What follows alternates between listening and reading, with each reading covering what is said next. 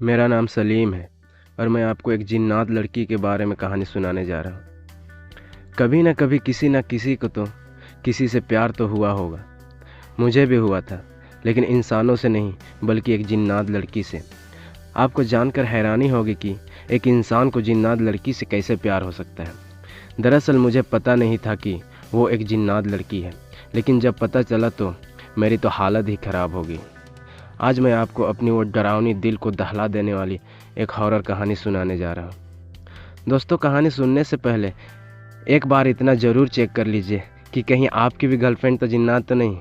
खैर, ये सब मजाक की बातें हैं। कहानी आगे शुरू करते हैं। बात उन दिनों की है जब मैं कॉलेज में पढ़ाई करता था। उन दिनों मैं सिर्फ पढ़ाई में ही ध्यान देता था। लड़कियों से हमें ज़्यादा मतलब नहीं रखता था। मैं घर से सीधे कॉलेज और कॉलेज से सीधे घर जाता था, और शाम को पार्क में या बाज़ार में घूमने की बजाय मैं लाइब्रेरी में या घर पर किताबें पढ़ा करता था। कुछ दिनों के बाद मुझे लगा कि कोई लड़की मुझे रेगुलर फॉलो कर रही है। वह मुझे कॉलेज के कैंपस में, लाइब्रेरी में, हर जगह दिखती थी। अब तो धीरे धीरे मैं भी उसकी तरफ खींचने लगा था। मुझे वो लड़की अब अच्छी लगने लगी थी, लेकिन मेरी हिम्मत नहीं होती कि मैं उसे जाके कुछ कह सकूं। एक दिन मैं पहली बार अपनी क्लास को छोड़ करके कॉलेज के कैंपस में बैठा हुआ था, वो भी सुदूर एक कोने में जहाँ पूरा सन्नाटा था और वहाँ कोई आता जाता भी नहीं था। तभी वो लड़की अचानक से मेरे सामने आ गई और मेरे ही सामने आकर बैठ गई। अब तो मेरी जैसे सांसें ही रुक गई है। वो धीरे धीरे मुझसे बात करने लगी। मैं भी धीरे धीरे उससे बातें करना शुरू कर दिया। फिर यह सिलसिला लगातार चलता रहा।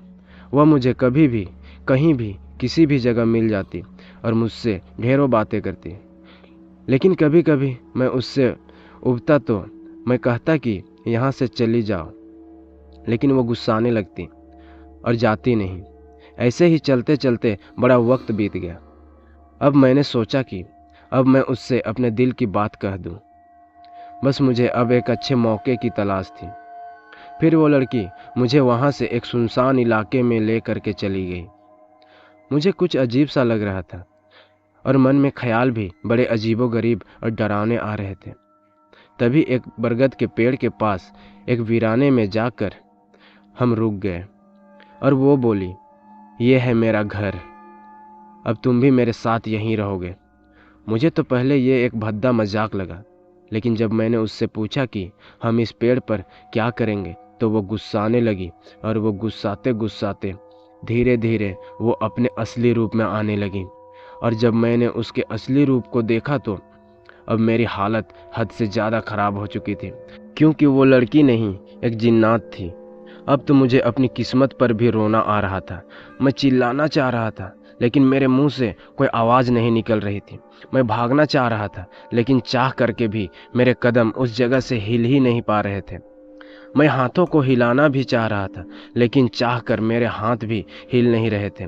शायद मैं पूरी तरीके से उसके कब्जे में आ चुका था। सारी मेरी कोशिशें बर्बाद होती जा रही थी, और उसके बाद मेरे ऐसे चेहरे को देख करके उसने थोड़ी मेरे ऊपर दया की।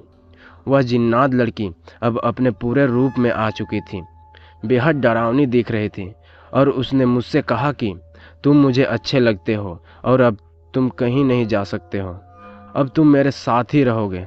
मेरे तो समझ में नहीं आ रहा था कि मैं करूं तो क्या करूं। अब वो लड़की अपने नुकीले हाथों से मेरे ऊपर हमला करने जा रही थी, या यूं कहे कि उस नुकीले दांतों से वो मुझे जान से मार देना चाहती थी। लेकिन तभी वो रुक गई और उसने मुझसे कहा कि क्या तुम कुछ और कहना चाहते हो? तो मैंने केवल हाथ जोड़ करके इतना कहा कि मुझे माफ़ कर दो, मैंने तुम्हारा क्या बिगाड़ा है, मुझे छोड़ दो। लेकिन वो केवल हंस रही थी और कुछ नहीं बोल रही थी। उसके बाद से मैंने देखा कि दूर मजार पर से एक पीर बाबा आ रहे थे, और वो लड़की मुझे वहाँ से ले करके एक खंडहर में चली गई, और वहाँ पर वो मुझे तड़पाने लगी। मेरा सर बार बार इधर से उधर दीवारों पर लड़ रहा था।